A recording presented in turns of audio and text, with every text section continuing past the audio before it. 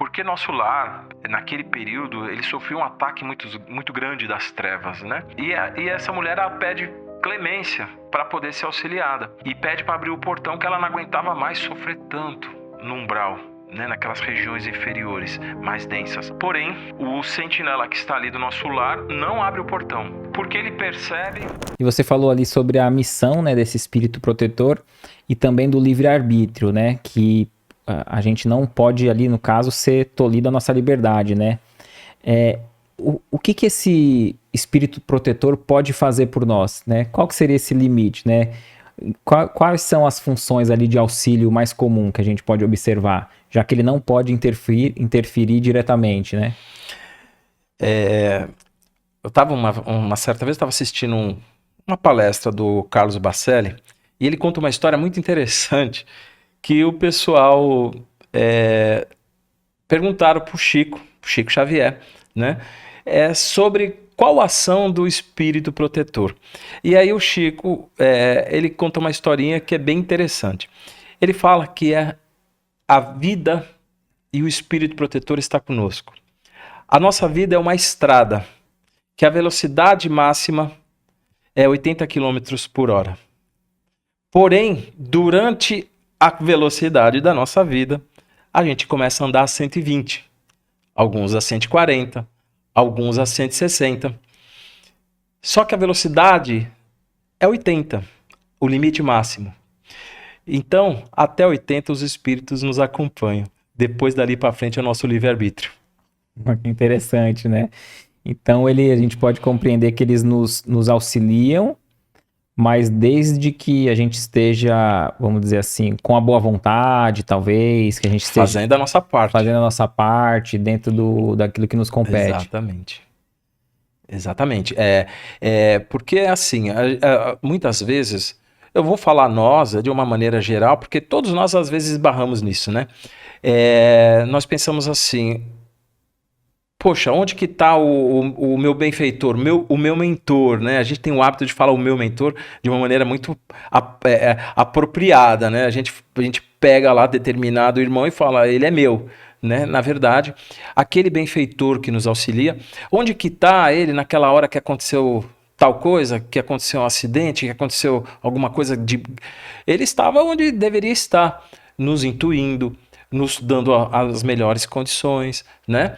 Mas nós não podemos nos furtar ao nosso livre-arbítrio ou aquilo que realmente nós temos que passar.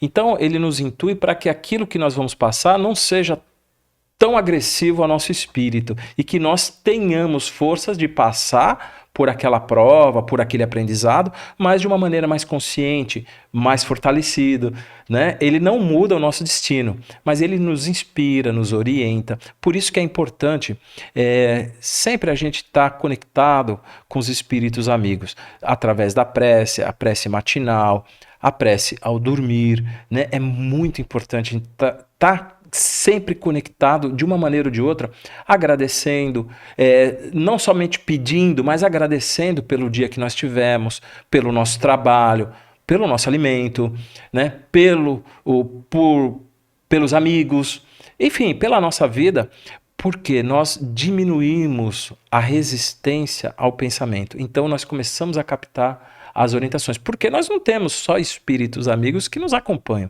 nós temos espíritos amigos e espíritos que não são tão amigos, que também nos acompanham. Poderíamos não dizer que seriam benfeitores, mas estão também nos acompanhando. Você tinha falado sobre até espíritos inferiores, né? Que tem os espíritos protetores bons, mas tem aqueles que são ruins, às vezes voltados até para o mal. A gente também encarna com um espírito mal que nos acompanha? Assim, um específico, assim como um bom ou não? Muitas vezes sim. E quando existe esse processo, que a gente até denomina como a obsessão, às vezes ela vem anterior à reencarnação. Quando aquele espírito a qual nós colocamos, eu não gosto muito desse termo, né? Eu acho muito pejorativo, mas chamá-lo de obsessor, né? Mas vamos usar esse termo só para a gente entender. Muitas vezes o obsessor ele está já procurando o seu antigo desafeto muito antes. Quando ele localiza, ele começa a engendrar um plano de obsessão desde a hora que nasce. Por vezes até tentando interromper a reencarnação. Muitas vezes, ou na maioria das vezes, ele não consegue, mas quando ele não consegue lá no início, ele fica engendrando planos, às vezes por uma vida inteira. E muitas vezes é o nosso parâmetro entre o acerto e o erro, nos fazendo cada vez mais reforçar o nosso conhecimento e a nossa fé. E aí a gente pode compreender assim, a missão do benfeitor, ela vem de esferas superiores, né? Para aquele que aceita essa tarefa de auxílio. Já então, como você está dizendo, já esse obsessor, esse espírito inferior, não é uma missão que ele recebe, é algo que ele próprio deseja por N motivos ali, geralmente a vingança. No sentido que assim, ninguém tem a missão de fazer o mal. É interessante. E é interessante pela nossa vivência e em alguns casos, e na maioria das vezes aquele espírito obsessor que vem durante a encarnação, ele é um espírito familiar. Ou ele participou de algum momento em alguma vida anterior de algo da sua vida. Ou ele foi um companheiro, ou ele foi uma companheira, ou ele foi um amante, ou ele foi um patrão, mas ele esteve ligado àquele espírito a qual ele está fazendo esse processo de, entre aspas, né, vingança, e ele está tentando restituir algo que ele não consegue se livrar, que é o ódio. Então, a mágoa, né? Então ele vem atrás para tentar satisfazer o seu ego, né, de vingança e etc, enfim, aí cada qual tem né, mas ele nem sempre é um espírito totalmente envergado ao mal, ele está vivendo um período do mal, mas muitas vezes até um espírito familiar.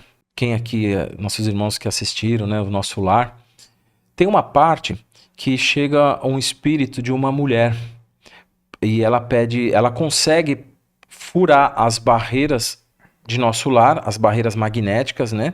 Os campos de observação e segurança de nosso lar, e ela consegue chegar no portão principal de nosso lar.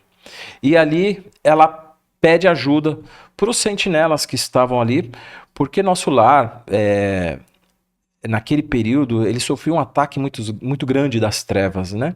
E alguém que não está muito conectado, vale a pena aí ler o nosso lar ou assiste, né? Mas quem lê o livro tem mais detalhes. E essa mulher, ela pede clemência para poder ser auxiliada. E pede para abrir o portão, que ela não aguentava mais sofrer tanto no umbral, né? Naquelas regiões inferiores, mais densas. Porém, o sentinela que está ali do nosso lar não abre o portão, porque ele percebe vários pontos enegrecidos nessa mulher. E ela mesma pedindo clemência, pelo amor de Deus, para poder ser auxiliada, ele não abre o portão e ele pede, né, para o responsável da vigilância falar com o ministro Genésio. E o ministro Genésio chama lá também o responsável pela parte de segurança e vai lá, e André Luiz ele vai como um aprendiz. E ali ele observa, o André Luiz fala assim, mas por que nós não vamos auxiliar essa mulher, essa irmã? A gente leva ela para as câmaras de retificação, eu me proponho a acompanhá-la nas câmaras de retificação, até que ela se recupere.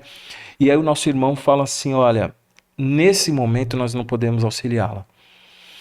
Aí André Luiz até acha aquilo caridoso, né? Como que pode um ministro de uma colônia espiritual não autorizar o auxílio? E aí o ministro pergunta para o responsável da segurança de nosso lar, ele analisa um pouquinho, ele fala, não é o momento dela ser auxiliada, porque ela ainda tem dentro dela muitas coisas que ela ainda tem que refletir para ela poder ter condições de ser auxiliada, porque ela está pedindo auxílio agora, mas depois que ela ser auxiliada, ela vai voltar nas mesmas características dela que ela tem, porque ela, de muitas coisas ela não se arrependeu. Ela quer o alívio agora, imediato, mas ela não vem fazendo um trabalho de reflexão e realmente de uma melhoria do seu sentimento e do seu pensamento. Então muitas vezes nós queremos algo imediato para sair do sufoco. Por exemplo, a gente às vezes está lá e a gente fala assim, ai meu Deus, se me ajudar, eu vou mudar, não vou fazer mais isso, não vou fazer mais aquilo, né? A gente fala de imediato e depois volta, depois que passa o sufoco, a gente volta a fazer. Isso, de uma maneira geral, a gente é Sim. assim, nós somos assim, né? Então, naquele momento, aí aquele espírito, ele fala assim, olha, nesse momento nós vamos deixar ela à sorte, para que ela possa ainda, através da dor, encontrar a condição do amor. E aí a mulher, naquele momento, ela retorna às suas características originais e começa a blasfemar, xingar eles de tudo que são nomes e volta pro plano astral Então mais a denso. mudança ali não era sincera, né? Pelo menos É, nem o desejo de mudança, né? Por que que os benfeitores não nos auxiliam de uma forma mais direta, né? Que a gente possa ver e perceber a ação deles no nosso dia a dia, né? se fosse tão fácil, Éder, a gente não precisaria nem reencarnar, porque nós reencarnamos justamente para fixar aprendizado, para viver experiências. O nosso espírito ele está sempre em processo de evolução, né? É contínuo isso. Então, nos é dado o esquecimento, justamente para que a gente possa fixar a lição. Porque se nós tivéssemos atalhos muito contundentes, nós saberíamos muito mais fácil encurtar o caminho. E, na verdade, o propósito divino é que nós possamos estar sempre aprendendo, evoluindo e criando uma grande sintonia, uma grande corrente, uns auxiliando aos outros. E se nos é dado informações muito além, nós tendenciamos, né, vamos dizer assim essa palavra, seremos tendenciosos ao ócio, à preguiça, porque nós já saberíamos o fim do filme, teríamos o roteiro na mão e saberíamos o fim do filme. Então, os espíritos benfeitores, por exemplo, Emmanuel, no livro O Roteiro, ele nos dá essa percepção muito clara. Emmanuel, enxergando a necessidade dos irmãos que reencarnavam e esqueciam das suas obrigações, Emmanuel ele cria o livro, roteiro, lá na espiritualidade primeiro, para que os espíritos se preparassem para reencarnar. Vendo que o livro era de um teor tão importante, Emmanuel traz, através da Lavra Mediúnica de Chico Xavier, traz o livro roteiro para que nós pudéssemos também, como encarnados, relembrar daquele aprendizado que nós tivemos.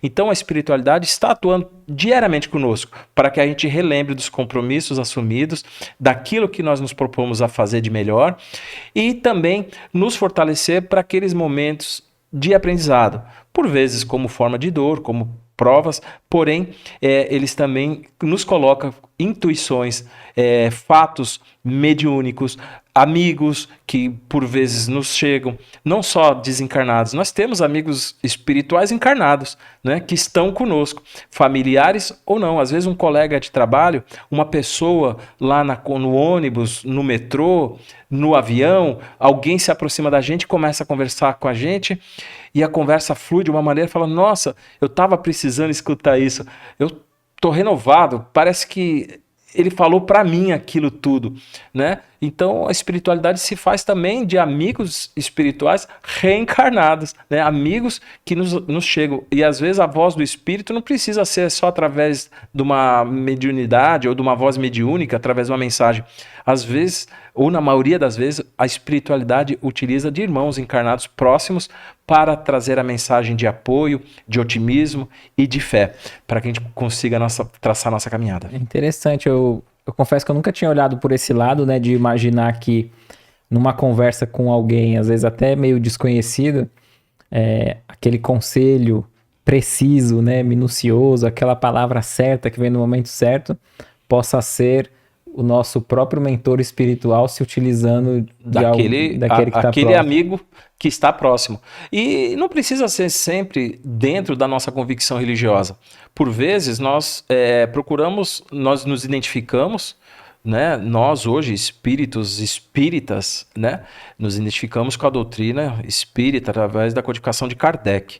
Porém, há de se respeitar a irmãos de boa fé e de coração bondoso de outras vertentes religiosas que, por vezes, através da sua expressão de sua fé, também nos trazem palavras de grande Proveito, utilidade, né? proveito, mas é de grande utilidade, né?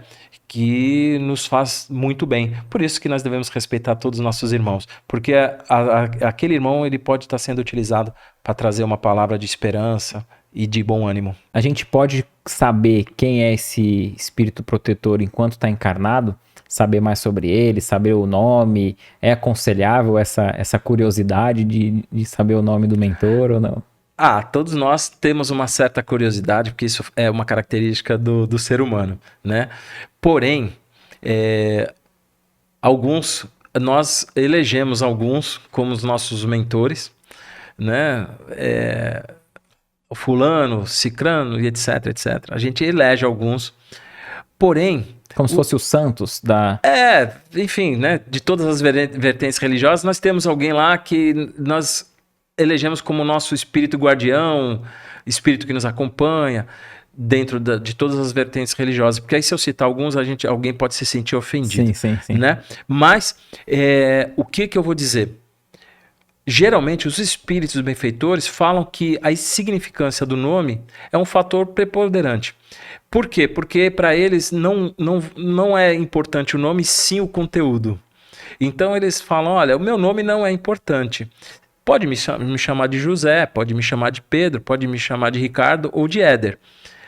Mas o importante é que você consiga absorver o conteúdo que eu estou lhe trazendo. Geralmente eles usam isso de uma maneira muito humilde. Porém, há aqueles que têm o desejo de saber qual o nome do seu benfeitor. Eu vou lhe falar um outro aprendizado que nos chegou através também de uma palestra, a qual o nosso irmão ele fala o seguinte: quer saber o nome do seu benfeitor?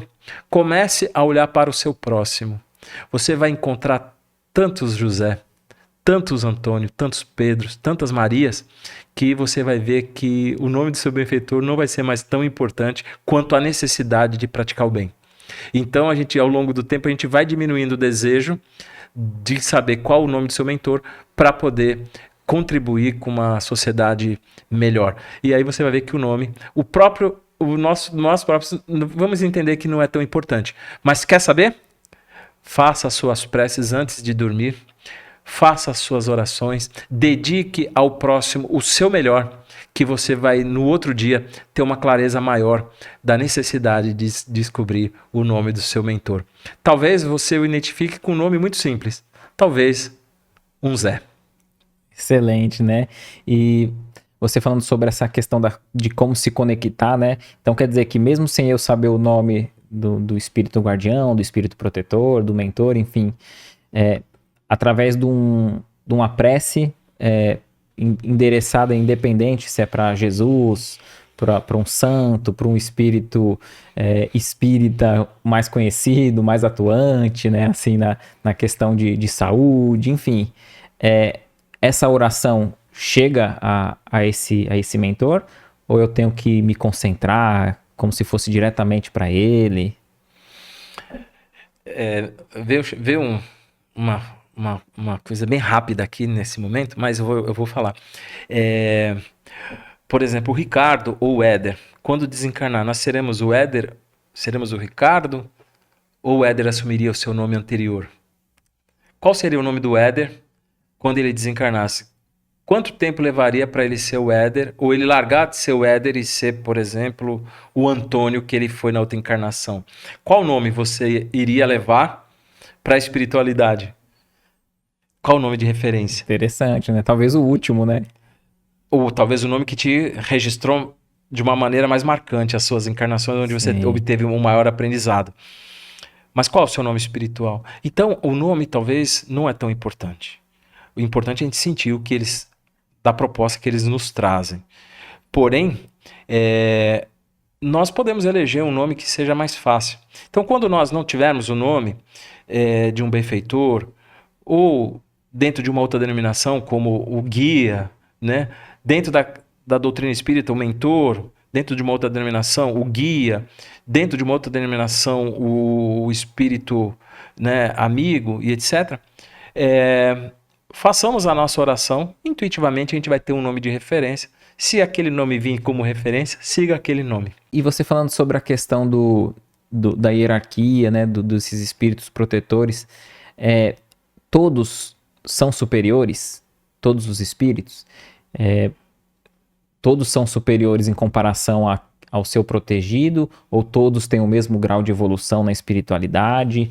Ou o espírito protetor daquele que eu reconheço mais evoluído enquanto está encarnado é de um outro grau do que um espírito protetor nosso, de pessoas comuns, né? Tem essa diferença? Olha, nós temos registros que espíritos de um grau, vamos dizer assim, um pouco mais elevado, atuam. Só que são tantas as pessoas necessitadas que ele não consegue ficar 24 horas ao seu lado. Então, esses espíritos, normalmente, esses espíritos mais evoluídos, eles têm equipes, né? Eles têm falanges, eles têm grupos, legiões até, enfim, que agem em nome de um nome. Por exemplo, Bezerra. Quando fala Bezerra, a pessoa fala assim, pô, mas Bezerra de Menezes seria exclusivo de determinado médium, né? Então, quando ele cria lá um grupo, uma falange, muitos agem e trabalham em nome daquele espírito de referência. Assim, dentro de outras denominações religiosas, né? Então, vamos lá, tem lá a equipe do Bezerra, vamos falar de outras religiões, da Umbanda, etc. Tem lá o Zé Pilintra, tem a equipe dele, né? Então, dentro da Igreja Católica, Santo Antônio, então esses espíritos, eles enxergam de uma maneira muito mais macro, muito maior, e eles agem de uma maneira muito mais fácil, pontualmente, mas existem espíritos amigos que estão ali o auxiliando. Nada impede de um espírito de grande de envergadura evolutiva agir dentro da vida de uma pessoa de uma maneira direta. E não seria nada anormal. Mas geralmente aqueles espíritos que estão conosco, eles estão em nome de uma, vamos dizer assim, de uma formação maior, de uma corrente espiritual, né? Porém, são espíritos que conseguiram um aprendizado maior, uma clareza maior e se propõem a nos auxiliar para que a gente consiga atingir também essa maturidade espiritual. Muitos possuem características muito semelhantes às nossas, vamos dizer assim, e a gente vê registros, né, de espíritos pretos velhos, as pretas velhas, espíritos que se denominam assim, e que agem de uma simplicidade muito grande, mas de um conhecimento muito grande. Então eles se colocam à disposição de nos auxiliar, e nem sempre são espíritos assim de grande envergadura, mas sim que nos diferencia que são espíritos de boa vontade. O Chico, ele tinha o hábito de ir no cemitério, né? Então ele ia no cemitério e ele ia lá fazer prece, e às vezes durante o dia não dava, então ele ia no finalzinho da tarde, comecinho da noite, ele ia lá fazer a oração, conversar com muitos amigos que já tinham desencarnado, e era algo que o Chico fazia, né? Então, e certa vez o Chico, ele tá lá fazendo a prece, ele já tinha conversado com alguns amigos ali espirituais que estavam ali, então ele batia um papo com um, né? Proseava com o outro, e nisso o Chico vê chegando um senhor muito robusto, com um sobretudo preto, né? E o Chico, e aquele homem vem e fala assim, e aí, Chico, né? Se aproxima, e o Chico percebe que ele está embriagado, né? E o Chico percebe que ele está embriagado, tudo. E o Chico começa a conversar ali, ter um bate-papo com ele, e naquele momento esse irmão, o Chico vai falar para ele, né, que ele talvez deveria, né, não beber na espiritualidade e tal. E ele parecia ele tinha todas as características de um obsessor, um irmão que ainda continuava com o vício do álcool. E aí ele fala assim, Chico, sabe qual é a minha função aqui no cemitério? E aí o Chico, qual? Ele falou assim, a minha função é uma função que ninguém quer fazer. É um trabalho que ninguém quer fazer. O quê? Ele falou assim, toda vez que um irmão suicida, um irmão numa condição muito preso à matéria, um irmão que está num sofrimento, ele está preso ao corpo e o corpo começa a entrar em decomposição, para que ele não sofra o processo da decomposição, né, dos vermes e do cheiro, eu mergulho dentro da cova e retiro aquele espírito de lá. Esse é o meu trabalho. Só que para mim poder fazer isso, eu não consigo fazer isso sóbrio. Então eu me prevaleço ainda do álcool para conseguir fazer esse trabalho. E eu entendo que esse trabalho é necessário. O espírito protetor, ele pode se afastar do seu protegido, deixar ele à mercê de um espírito mau? Talvez até por conta de recusar todo o conselho, né, toda a intuição no bem, o espírito acabar se afastando e deixar ele por si? Não por incapacidade. Por vezes, ele não se afasta, mas nós o afastamos. Entendeu? Então, por vezes, nós paramos de escutar o nosso benfeitor e nos aproximamos ao irmão que está nos sugestionando para atitudes ou algo ruim. Então, o nosso benfeitor não se afasta, mas nós o afastamos. E aí começamos a escutar sugestões daquele irmão obsessor, enfim, que não são as boas sugestões. E o nosso irmão começa a falar, mas é como que nós criássemos uma parede. E nós não damos ouvidos ao que ele está querendo falar. Nós criamos uma resistência à orientação do benfeitor. Não que ele se afasta, e ali ele continua, mas nós não escutamos, então nós o afastamos. E você falou no começo da tua resposta, você falou sobre não por incapacidade, né? Então se o espírito protetor, nosso espírito benfeitor ali, guardião, ele o quiser, ele consegue afastar um obsessor do obsediado se for o seu protegido? Sim, ele tem condição. Ninguém, vamos dizer assim, no plano espiritual, combate da forma como nós. Então, assim, ele não vai. Mas em dados momentos, se necessário for, há um envolvimento de outros irmãos espirituais para conter aquele obsessor. Porque há situações que elas não podem ser consumadas, entre aspas, né? Então, por exemplo, o irmãozinho que está lá num trabalho de caridade, ele vem trabalhando com uma comunidade, etc, etc, ele vai sofrer fortes ataques espirituais para que aquele trabalho não seja concretizado. Aquele irmãozinho que está saindo, está largando o vício, ele está largando as más inclinações, ele está, sabe, se esforçando para ir lá para a casa espírita, para ir para a igreja, para ir para o culto, ele está se esforçando e aqueles obsessores, aqueles espíritos que não querem bem, estão agindo cada vez mais forte. Então, os amigos espirituais se unem, os benfeitores se unem e criam um escudo de proteção, muitas vezes afastando aquele espírito obsessor para que aquele irmão tenha uma condição melhor de retomada da sua vida.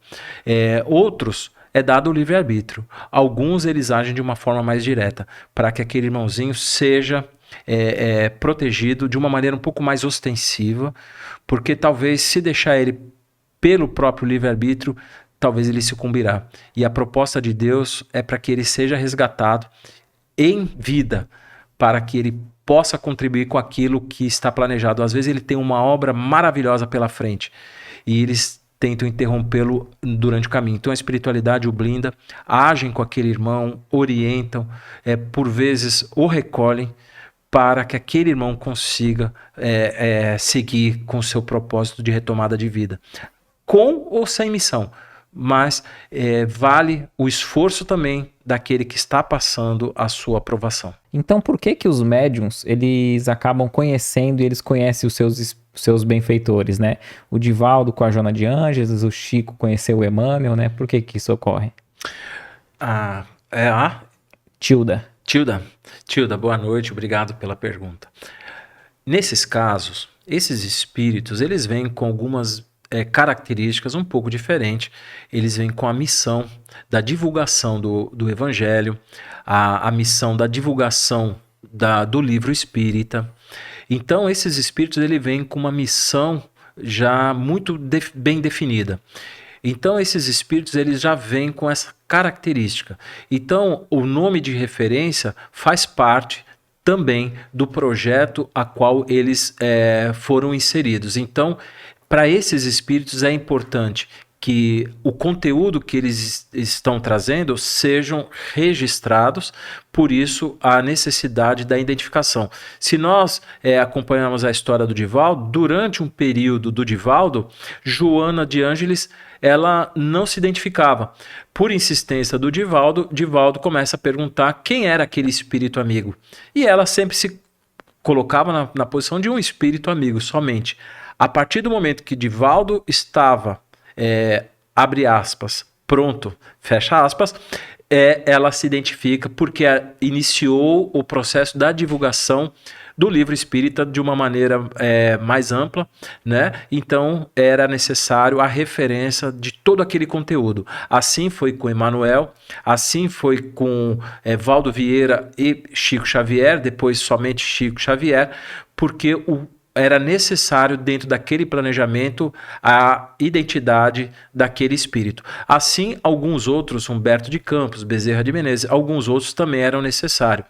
Porém, em alguns casos, mesmo que dentro do trabalho mediúnico, o trabalho assistencial, o nome é uma referência. Sim, é uma referência, em alguns casos, até necessária, mas não é a mais importante. Para esses espíritos venerandos, sim, é importante o nome para registrar o conteúdo do trabalho proposto. Ricardo, você disse que quando oramos para o próximo, nós também somos atendidos. Mas eu já orei muito para que minha mãe seja curada de suas doenças e eu nunca fui atendida. O que isso poderia ser? Talvez não somos merecedores dessa cura? Interessante. Qual o nome da nossa irmã? Roberta. Roberta, né? Roberta, boa noite, obrigado pela pergunta. Quando nós oramos a favor de um irmão e às vezes momentaneamente temos a impressão de que nada está se resolvendo, na verdade nós estamos contribuindo para que não fosse pior. Então, aquilo que provavelmente a sua mãe, mas outros irmãos também talvez estejam passando por isso, e a gente retorna naquele momento que eu falei, né, que às vezes a gente ora a favor de uma pessoa que parece que a gente sabe que não vai ter solução. Mas a partir do momento que nós oramos a favor, seja do nosso familiar, da mãe, do pai, o irmão, nós estamos contribuindo para que algo pior não ocorresse com ele. Então, aquilo que talvez a sua mãe está passando é necessário para o espírito dela. Então, quando nós oramos a favor dela, todo o aprendizado, toda a dor, a dor é amenizada, por mais que a impressão seja que não está surtindo efeito. E ao mesmo tempo que você está orando, você está doando amor, você está doando carinho, você está doando o seu tempo. Então, isso, em dado momento da sua vida, lhe retornará. Não que a gente vai fazer a caridade esperando retornar, como nós falamos anteriormente, mas vai retornar, porque é a lei da ação e reação, a lei da causa e efeito. Então, tudo aquilo que nós projetamos, ela retorna no mesmo grau e intensidade a nós próprios. Mas não perca a sua fé e nem seu otimismo. Os caminhos de Deus nós não conhecemos. Conhecemos os propósitos. Agora, os caminhos que Deus determina para a nossa vida, Deus determina. Se Deus der um sopro renovador, qualquer enfermidade se cura da noite para o dia. Os benfeitores espirituais ficam muito entristecidos quando uma gestação é interrompida ou quando o irmão toma a decisão de abortar a sua própria vida. Ambos os casos, os irmãos ficam muito entristecidos, mas eles não abrem mão de auxiliar aquele irmão que está passando por isso. Aquele que não consegue concluir o processo da reencarnação é auxiliado e retorna numa próxima oportunidade. E aquele irmãozinho que cometeu o suicídio é auxiliado para que se prepare para uma nova oportunidade e volte em condições melhores. Então, quem esteve aqui e gostaria de fazer essa pergunta, tanto para o nosso irmãozinho suicida, quanto aqueles espíritos que foram retirados ainda no ventre de sua mãe, todos eles, ambos, são auxiliados e os benfeitores estão ali presentes para que esses espíritos sejam acolhidos da melhor forma possível e não sofram por essas condições a qual a prova chegou. Ah, mas eles permitem, é sempre dado o livre-arbítrio. E quando isso ocorre, há uma grande promoção dos espíritos amigos, ou lá na chamada espiritualidade, para que essa situação seja contornada da melhor forma possível, que não traga graves danos à mãe, que não traga graves danos à família que perde um filho, a mãe que perde o filho, seja da condição que for, não vamos questionar como esse aborto ocorreu, mas para que a mãe seja auxiliada e aquele espírito que não conseguiu concluir a reencarnação seja auxiliado. E para quem está nos assistindo, que tem um familiar que cometeu suicídio, saibam, esse espírito não está a termo de nenhuma assistência. Ele está sendo auxiliado, está sendo amparado. E tenham certeza que em momento oportuno, melhor condição emocional, ele reencarna numa condição para ter sucesso. Todos nós, em nossa vida, reencarnamos para ser felizes e reencarnamos para dar certo. Tenham certeza, por mais que sejam as provas, as expiações, nós vivemos uma boa parte da nossa vida em momentos também de alegria. Valorizemos os momentos de alegria em família, com os amigos, nas ações do bem, seja na casa espírita, seja numa igreja evangélica, numa igreja católica, num templo ou numa casa de outras denominações de Umbanda e etc. Mas onde nós fomos colocados, façamos o nosso melhor. Porque naquele local que Deus nos colocar é o local a qual está designado o nosso aprendizado e a nossa evolução.